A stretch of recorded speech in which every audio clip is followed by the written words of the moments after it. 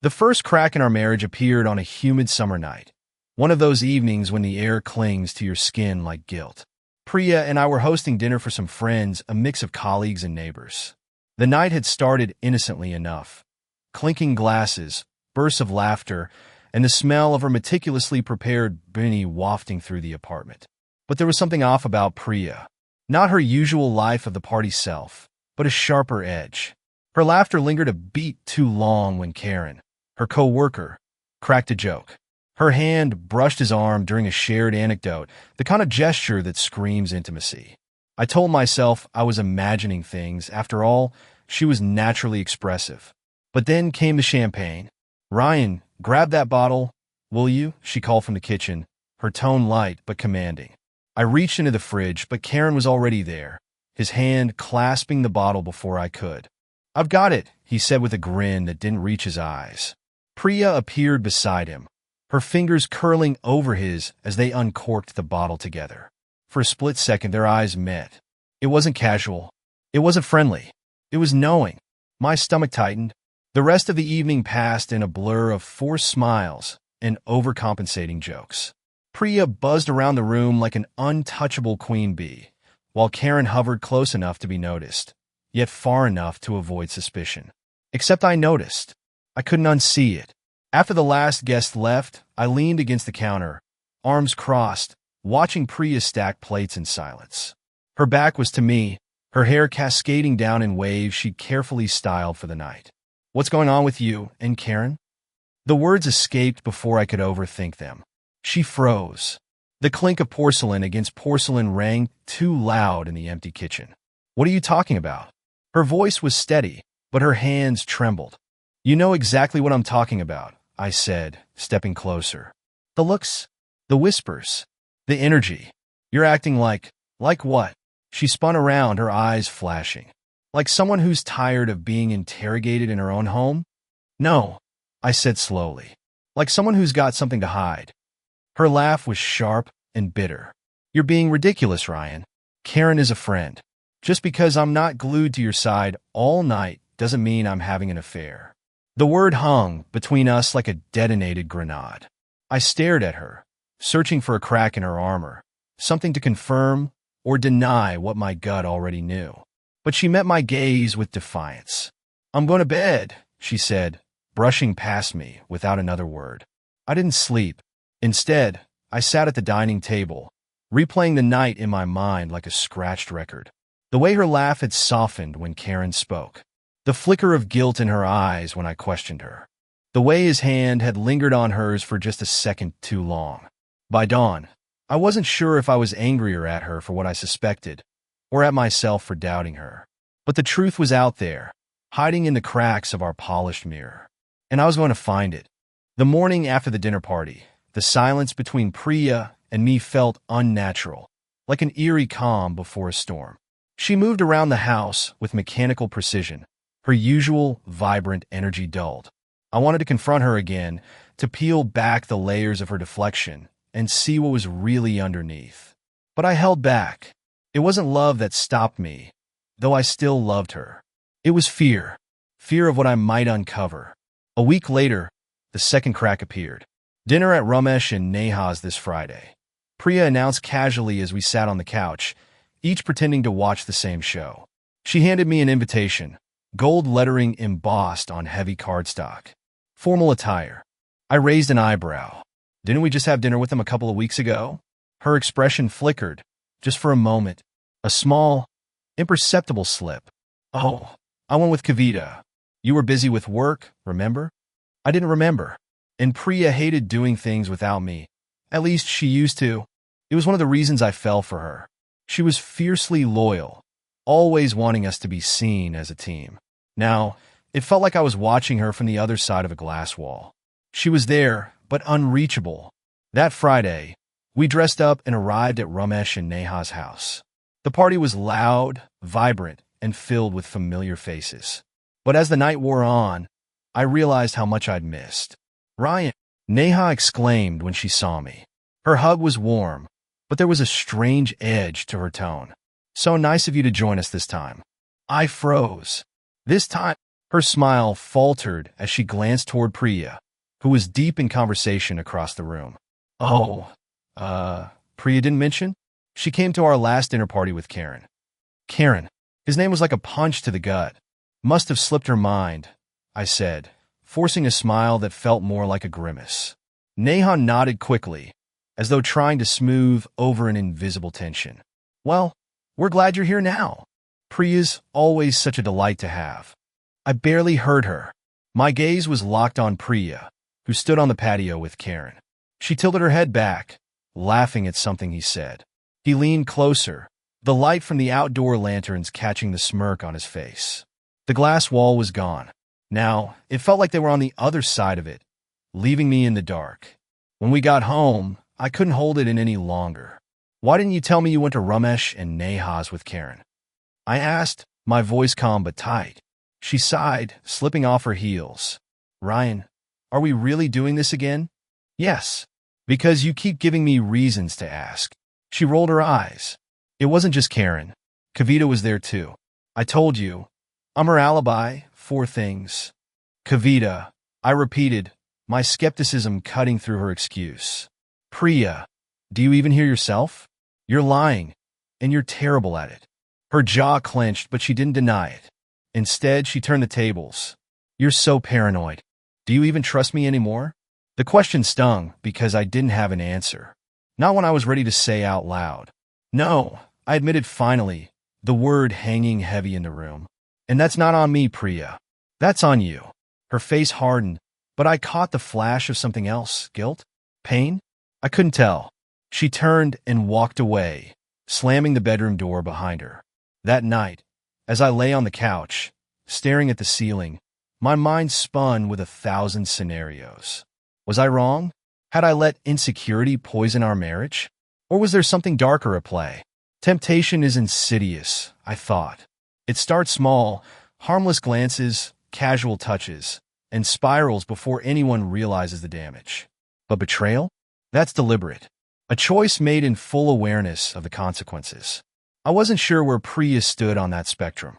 All I knew was that trust, once broken, leaves a scar that no amount of love can completely heal. And I wasn't sure if we'd survive this. The days after our confrontation passed in a haze of politeness. Priya and I danced around each other, navigating the shared spaces of our home like strangers trying not to collide.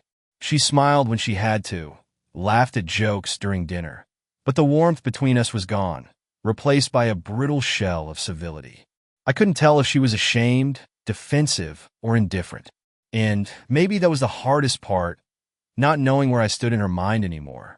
Then came the message. It happened on a Wednesday evening. I was sitting in the living room, aimlessly flipping through channels while Priya was in the shower. Her phone buzzed on the coffee table. I glanced at it, just once. A mistake. A name I didn't recognize appeared on the screen, Karen. My chest tightened as I stared at the notification, the text preview burning into my brain. I miss the way you laugh when it's just us. Can't wait for Friday. A flash of heat surged through me, equal parts anger and despair. I should have stopped looking, should have put the phone down and confronted her when she came out. But temptation works both ways, doesn't it? I unlocked the phone. The thread was a gut punch. Wish we could have stayed longer last time. Watching you leave always kills me. Ryan doesn't suspect anything, does he? You're worth the risk, Priya. Every second. Every message was another needle, weaving a tapestry of betrayal I couldn't ignore. I scrolled further, finding details that left no room for ambiguity. A dinner reservation last week I hadn't known about, photos of them at a park I'd never been to, and phrases that had once been ours. Private jokes, shared memories. They weren't ours anymore. When Priya walked into the living room, towel wrapped around her hair, her face softened into a practiced smile. What are you watching? I held up her phone. You tell me. Her smile evaporated. Ryan, give that to me. I didn't move. How long? Her breath hitched. You're invading my privacy. That's how long? My voice was calm, too calm, and I saw her flinch at its sharp edge. She crossed her arms, looking everywhere but at me. It's not what you think. Not what I think. I asked, shaking the phone. You mean it's not an affair, Priya? Because it looks like an affair. It sounds like an affair, and it sure as hell feels like one. She sat down, her face crumbling. For a moment, I thought she might deny it. Pretend the texts were a misunderstanding, a joke taken too far. But then she exhaled, long and slow. It started a few months ago. Her voice was barely audible. I stared at her, the words cutting deeper than I expected. A few months? That meant she'd been lying to me for weeks, playing the part of my wife while building something secret with Karen. Why? The word tumbled out before I could stop it. She looked up, her eyes glassy. Because I needed something else. Something else? I repeated, my voice rising. You had everything here. Love, loyalty, a husband who would have done anything for you. And you threw it away for something else. It wasn't about you, she snapped, tears streaming down her face now. It was never about you, Ryan. It was about me. About feeling alive again. Feeling wanted. Do you even realize how suffocating it's been? This perfect life you've built, where I'm supposed to just play my role and smile. I couldn't believe what I was hearing. Suffocating? You're blaming me because you couldn't handle being a decent human being. Her silence answered for her. That night, I slept in the guest room. The bed felt too big, too cold, and too empty without her. And yet, knowing what I did now, I couldn't imagine ever sharing that space with her again. I stared at the ceiling, replaying her words in my mind. It wasn't about you. But how could it not be? If I wasn't enough for her, what did that say about me? About us? Temptation may be insidious, but betrayal. Betrayal is a choice. And Priya had chosen. Not just Karen, but a version of herself that I didn't recognize. In the darkness, I realized something painful and final. Trust wasn't just broken. It was gone. And once it's gone, there's no bringing it back. The days that followed were a blur of avoidance and icy silence. Priya had retreated into herself, offering no apologies and no explanations beyond that one damning admission. It wasn't about you. I wanted to scream every time those words echoed in my mind. How could it not be about me? When you marry someone, their happiness becomes yours. Their choices ripple through your life like stones dropped in water. You can't separate yourself from the person you've promised to love. And yet Priya had done exactly that. It was a Wednesday when I finally broke the silence. We sat at opposite ends of the kitchen table, the air between us so heavy it felt like a third presence. She was scrolling on her phone, avoiding eye contact. Are you still seeing it? I asked, my voice breaking the fragile stillness. She froze, her thumb hovering mid-scroll. Slowly, she placed the phone down, but she didn't look at me. Ryan, just answer the question, I said, sharper now. Is it still happening? Her lips parted, but no words came out. The hesitation was louder than any confession. You are, I said, my chest tightening as I realized the truth. Even after everything, you're still choosing him. Her eyes filled with tears, but there was no denial. I don't know what you want me to say. I want you to say it's over, I said, my voice rising. I want you to say you're willing to fight for us. That this meant something. That I mean something. She looked at me then, her expression pained. I don't know if I can. The air left my lungs. Her words hung between us, sharp and final, like the crack of a whip. I pushed back my chair, standing abruptly. That's it, I said, gesturing at her, at the table, at the entire life we'd built. You don't know? After years together, after everything we've been through, you can't even say you'll try. Ryan, it's not that simple, she said, her voice breaking now.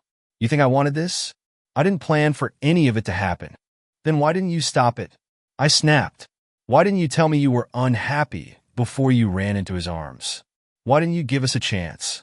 Her tears spilled over, but they didn't move me. They felt hollow, like an afterthought. I don't know, she whispered. Maybe because I didn't think you'd understand. That night, I sat in the darkened living room, nursing a drink I didn't even like. The whiskey burned going down, but it didn't numb the ache in my chest. Priya had gone to bed without saying goodnight. Another crack. Another fracture. The life we'd built was splintering before my eyes, and I was powerless to stop it. I replayed every moment of our relationship, trying to pinpoint where it had gone wrong. Was it me? Had I become too predictable? Too safe? Had I failed to see the signs that she was slipping away? Or was it her? The endless restlessness, the need for something more, something undefined. Priya had always been a contradiction, a woman who demanded stability but craved chaos. As the hours stretched on, my thoughts spiraled deeper. I pictured her with Karen, their stolen moments of laughter, the intimacy of their shared secrets. The image felt like a knife twisting in my gut. But beneath the anger and hurt, another emotion clawed its way to the surface: shame. How had I let it get to this point? How had I become a man who sat in his own living room, drowning in whiskey, while his wife was probably thinking of another man? By the time the sun rose, I had made a decision. I couldn't control Priya's choices, but I could control mine. If she wasn't going to fight for this marriage, then I wasn't going to fight alone. I walked into the bedroom. Priya was still asleep, her face peaceful in a way that felt almost mocking.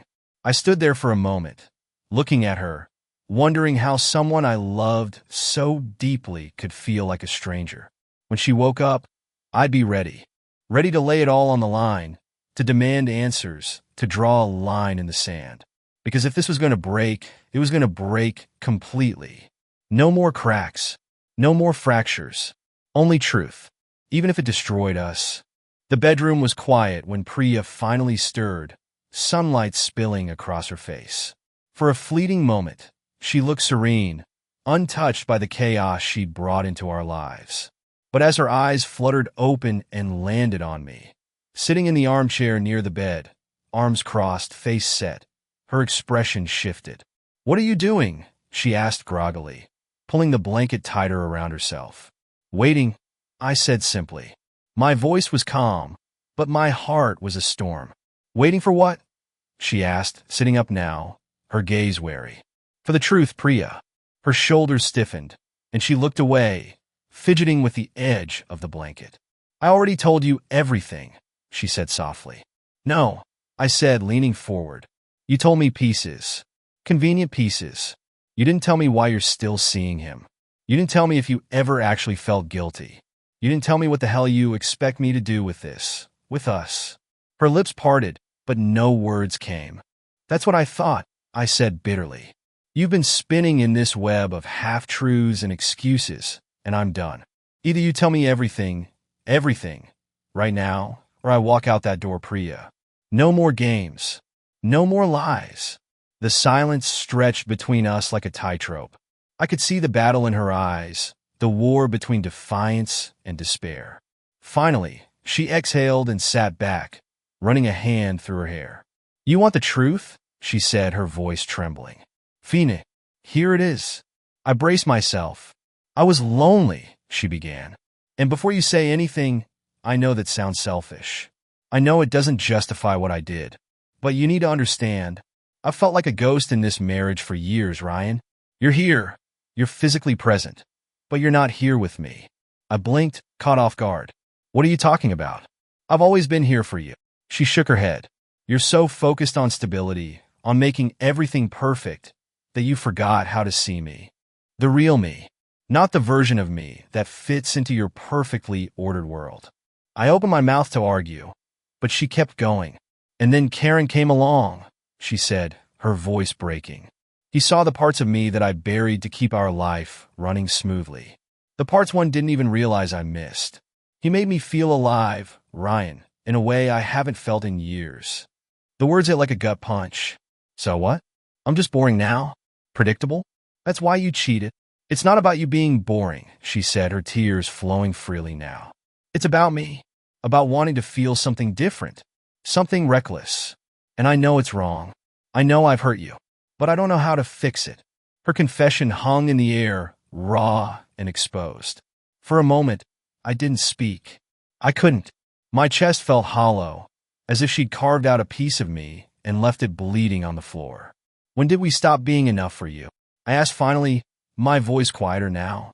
She looked at me, guilt written across her face. "I don't know," she whispered. "But I hate that it happened. I hate what I've done to us."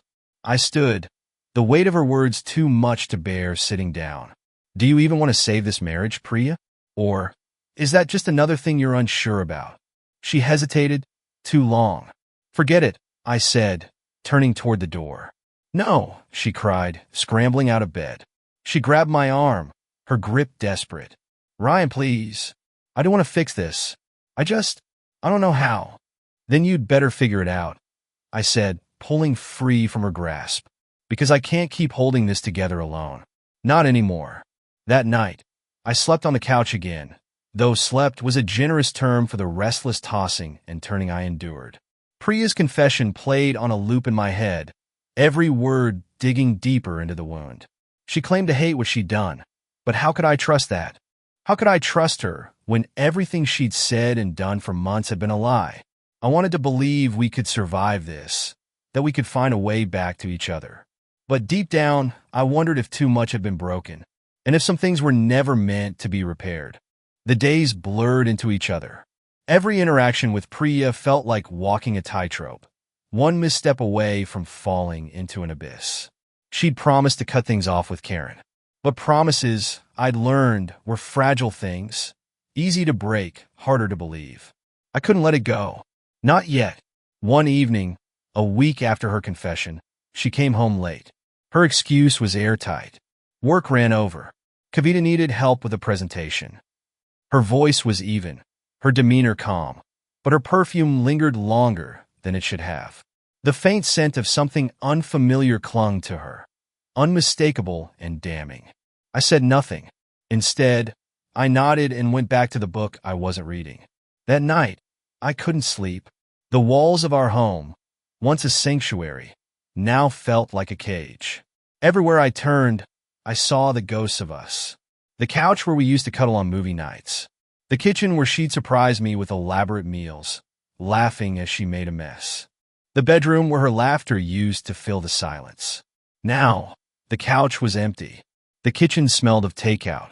The bedroom was a graveyard of unspoken truths. I reached for my phone, scrolling aimlessly, until temptation whispered in my ear. The private investigator answered on the second ring. You said if I needed anything else? Yes, he replied, his tone professional but tinged with curiosity. I need to know if she's still seeing him. A pause. Are you sure, Mr. Ryan? This path, it won't bring you peace. I don't need peace, I said, my voice hollow. I need the truth. The truth came faster than I expected. 2 days later, the investigator sent me a file. Photos, timestamps, and a single, devastating sentence. They met at the Hyatt on Tuesday night. I stared at the images on my laptop screen, grainy but clear enough. Priya and Karen, stepping into the hotel lobby together. His hand on the small of her back. Her smile, radiant and carefree in a way I hadn't seen in months. The timestamps lined up perfectly with her late work night. The confrontation happened that evening. Where were you Tuesday night? I asked, my voice cold. She looked up from her phone, startled. At work. I told you. Try again. I interrupted, sliding my laptop across the table. The images were already open. Her face went pale. Ryan, don't, I said sharply, my anger boiling over. Don't you dare lie to me again. She covered her mouth with her hand, her eyes filling with tears. I can explain. Explain what? That you're still seeing him? That you've been lying to my face this whole time? Or that I'm just some idiot you thought wouldn't figure it out? It wasn't like that, she cried. I was going to end it. I needed to see him one last time. To what? I snapped. To what, Priya? Say goodbye? Relive your greatest hits? Spare me. Her tears fell freely now, but I felt nothing. Just a hollow ache in the pit of my stomach. I don't even know who you are anymore, I said, my voice quieter now, but no less cutting. I'm still me, she whispered. No, I said, shaking my head. You're not. The woman I married wouldn't have done this. She wouldn't have torn me apart piece by piece and called it love. That night, I packed a bag. She stood in the doorway as I zipped it shut, her face streaked with tears. Where are you going? Out, I said, my voice flat. I can't be here right now. Ryan, please. I need space, Priya, I said, cutting her off. And honestly, so do you. Her shoulders slumped, but she didn't argue. I walked out the door, the weight of everything crushing me, but for the first time in weeks, I felt something other than pain. I felt free. That night, I stayed at a hotel. Alone. As I stared at the ceiling, my mind raced with questions. Could this marriage be saved? Did I even want to save it? Or was this the end of a story that had already unraveled beyond repair? I didn't know the answers yet, but I knew one thing. Trust, once broken, leaves scars that never truly fade. And Priya had left me bleeding. The hotel room was a prison of quiet. The faint hum of the air conditioner was the only sound as I lay on the stiff mattress, staring at the ceiling. Sleep didn't come, not fully. Every time I closed my eyes, I saw Priya's face, her tears, her weak excuses. I wanted to feel something for her sorrow, but the well was dry. It wasn't just the betrayal that haunted me. It was the aftermath. The way it had hollowed out the parts of me that believed in love, loyalty, and the promises we'd made to each other. She hadn't just betrayed me. She betrayed us. The next morning, I called in sick to work and drove to the nearest park. It was chilly, the air crisp enough to sting my lungs, but I welcomed the discomfort. The ache of the cold was easier to manage than the ache inside. I sat on a bench, clutching a cup of bad gas station coffee, and watched the world move around me. A jogger passed by with her dog, laughing as it barked at squirrels. A father pushed his giggling toddler on a swing. For them, life moved forward, untarnished. For me, life was stuck. My phone buzzed in my pocket. Priya. I ignored it, but a flood of texts followed. Please come home. I need to talk to you. Ryan, I'm so sorry. I know I messed up. I'll do whatever it takes to fix this. Just please come back. I shoved the phone back in my pocket, her words stirring a storm of emotions. Did she really mean it? Was she willing to fight for us? Or were these just more empty promises? I wasn't sure if I cared anymore. That evening, I sat at a dingy bar near the hotel, nursing a whiskey I didn't want but needed. A man 2 stools over struck up a conversation. He was older, weathered, his wedding ring loose on his finger. Rough night, he asked. Rough life. I replied, managing a weak smile. He nodded knowingly. Marriage trouble? I didn't answer, but the look on my face must have been enough. Let me guess, he said, tipping his glass toward me. She cheated. The bluntness of it hit me like a slap. How'd you know? He chuckled, but there was no humor in it. Been there, kid? Twice. First wife left me for her boss. Second one. Well, let's just say she liked attention from everyone but me. I stared at him, unsure of whether to be horrified or comforted. How do you get past it? You don't, he said simply. Not really, but you learn to live with it. And eventually, you figure out whether you can forgive or if you're better off walking away. And what if you can't decide? I asked. He shrugged. Then you sit in limbo until the answer finds you. It always does. When I got back to the hotel, Priya was waiting outside. Her face lit up with relief when she saw me, but I stayed rooted to the spot, unsure of how to bridge the chasm between us. I thought I'd lost you, she said, stepping closer. You have, I replied, the words spilling out before I could stop them. Her face crumpled, but she didn't back away. Ryan, I'll do whatever it takes. Therapy, counseling, anything. Just tell me what to do. I wanted to believe her. God, I wanted to believe her so badly. But trust isn't something you can snap back into place. It's built layer by layer over time, and once it's shattered, rebuilding feels impossible. I need time, I said, finally, my voice raw. And I need to know you're serious. No more lies. No more secrets. If we do this, it has to be real. It will be, she said, her eyes pleading. I promise. I nodded, though doubt gnawed at me. Promises I'd learned were just words. And words were easy to break. The next few days felt like navigating a battlefield littered with emotional landmines. Priya and I moved cautiously around each other, our conversations stripped to essentials. Past the salt. The plumber's coming at 3. Good night. Her pleas for reconciliation hung in the air like smoke, suffocating but impossible to grasp. She wanted therapy, transparency, a new beginning. And I didn't know what I wanted. One night, as we sat across from each other at the dinner table, Priya finally broke the silence. "I made an appointment with a counselor," she said, her voice tentative. I looked up from my plate, her words catching me off guard. "When?" "Tomorrow, 5 p.m. I want you to come with me." I hesitated, the fork heavy in my hand. Therapy felt like a Band-Aid over a bullet wound. Could talking about our brokenness really fix what she'd done? But her eyes were desperate, pleading. And despite everything, a small, foolish part of me wanted to believe her. "I'll think about it," I said, my tone colder than I intended. Her shoulders sagged, but she nodded. "That's all I'm asking." The next afternoon, I found myself sitting in a waiting room that smelled of lavender and regret. Priya sat beside me, fidgeting with the strap of her purse. She looked nervous, vulnerable in a way I hadn't seen in months. When the counselor called us in, I followed Priya into the office, my legs heavy with reluctance. The counselor, a middle-aged woman with kind eyes and an air of quiet authority, gestured for us to sit. "I'm Dr. Mehta," she said warmly. "Let's start with what brought you here today." Priya spoke first. I made a mistake. A terrible mistake." Her voice trembled, but she pressed on. "And I want to fix what I've broken. I just don't know how." Dr. Mehta turned to me. "Ryan, how are you feeling about being here?" I laughed bitterly, the sound harsh in the small room. "How do you think I'm feeling?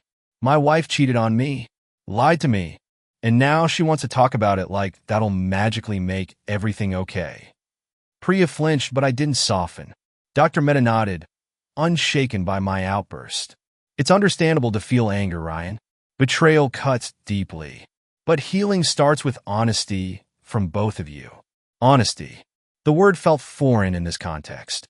"What do you want, Priya?" Dr. Mehta asked gently. "I want to save my marriage," Priya said, her voice cracking. "I want to be better, to prove to Ryan that I can be the wife he deserves." "Why did you cheat?" I asked abruptly, my voice raw. Why any of it?" Priya looked at me, her eyes brimming with tears. "Because I was selfish. Because I was lost. Because I thought I needed something more, but I didn't realize what I had until I ruined it." Her words were like shards of glass, cutting me open and leaving me exposed. I wanted to scream at her, to make her feel the depth of my pain. But instead, I looked away, swallowing the lump in my throat. "Ryan," Dr. Mehta said, her tone steady. "What do you want?" "I don't know," I admitted. "I don't know if I can forgive her. I don't know if I can trust her again. And I don't know if I even want to try." The room was silent, the weight of my words sinking in. That night, Priya and I drove home in silence. She reached for my hand as we pulled into the driveway, but I pulled away. "I need time," I said, echoing the words I'd told her before. She nodded, tears glistening in her eyes. "I'll wait, Ryan. However long it takes, I'll wait." But as I watched her walk inside, a question gnawed at me. Was there anything left worth waiting for? I sat in the car for a long time, staring at the house that no longer felt like home. The cracks in our foundation were growing wider, and I wasn't sure if they could ever be mended. But the truth was I didn't know how to leave either. For now I was stuck between love and loathing, between hope and despair. And the tightrope I was walking was getting thinner by the day. Days passed, but time felt meaningless. I went through the motions of life, but everything was a shade dimmer, muted by the weight of betrayal. Priya seemed determined to prove herself, cooking meals I didn't eat, asking questions I didn't answer, and filling silences I desperately wanted to keep. One night, I found her in the living room, sorting through old photo albums. Her eyes lit up when she saw me standing in the doorway. "Do you remember this?" she asked, holding up a picture. It was from our honeymoon in Greece. We were on the deck of a ferry, laughing as the wind whipped through our hair. I nodded, the memory bittersweet. "Yeah, I remember." Her smile faltered. "We were happy then." "We were," I said, my voice flat. "Before you decided we weren't enough." Her face crumpled, and for a moment, I felt a pang of guilt.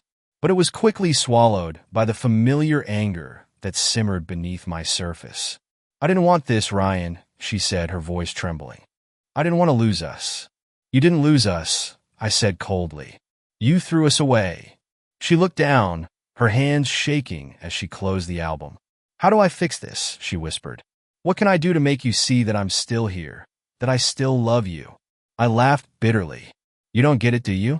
It's not about what you do, Priya. It's about what you already did. Love isn't just words. It's choices, actions. And yours told me everything I need to know.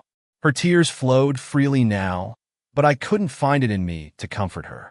Later that night, I lay awake in bed, staring at the ceiling. The question that had haunted me for weeks played on repeat in my mind. Could I ever forgive her?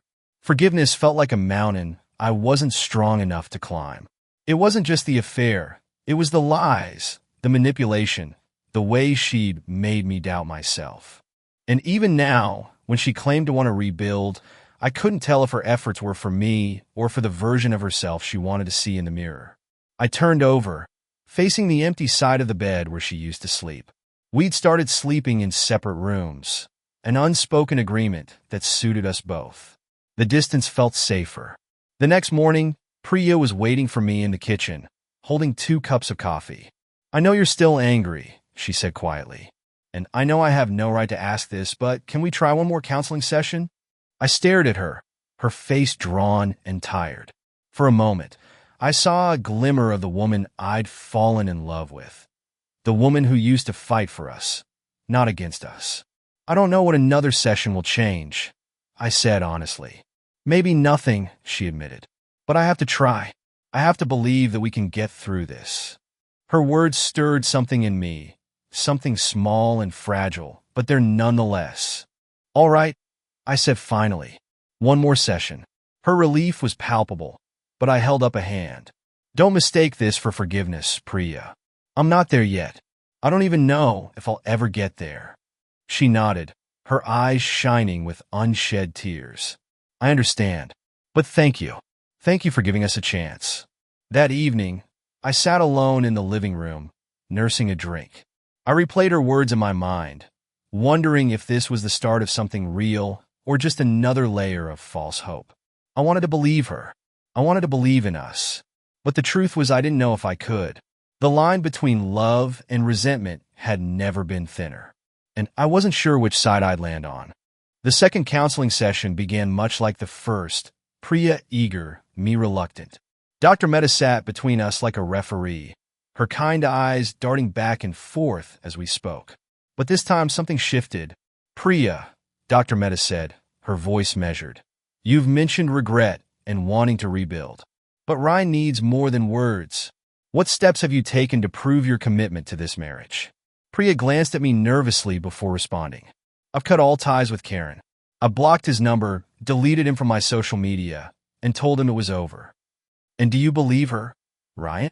Dr. Mehta asked. I hesitated. I said finally.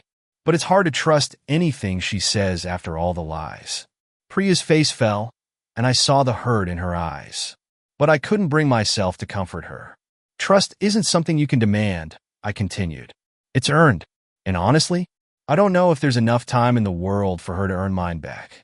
After the session, Priya was quiet during the car ride home. I focused on the road, replaying the conversation in my head.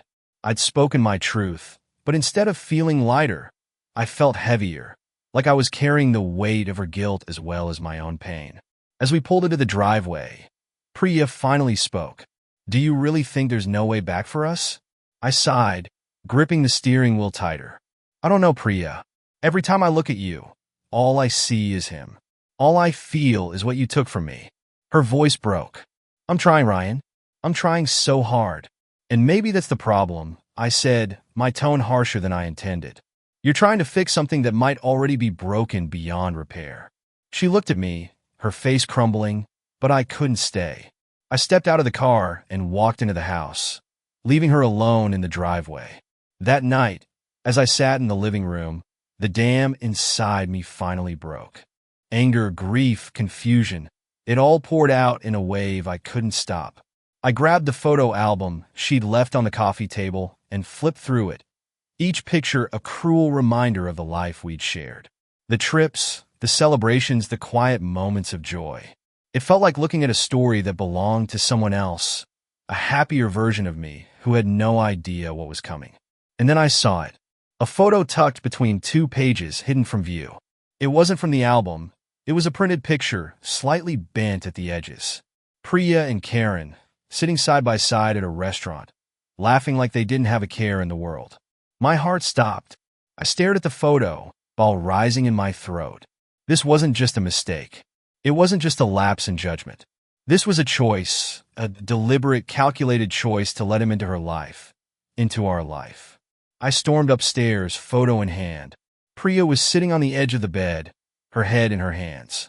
She looked up as I entered, her face pale when she saw the picture. "Explain this," I demanded, my voice shaking with rage. Her lips moved, but no sound came out. "You said it was over," I spat. "You said you ended it. So why the hell do you still have this?"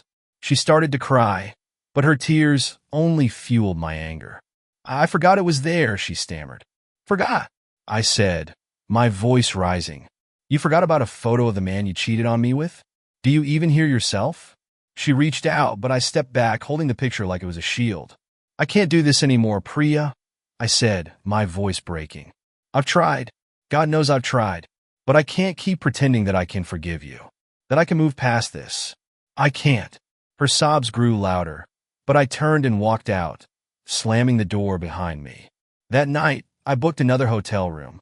As I lay in the unfamiliar bed, staring at the unfamiliar ceiling, I felt a strange sense of calm. For the first time in weeks, the decision was clear. Some things can't be fixed. Some cracks are too deep to mend. And sometimes, letting go is the only way to heal.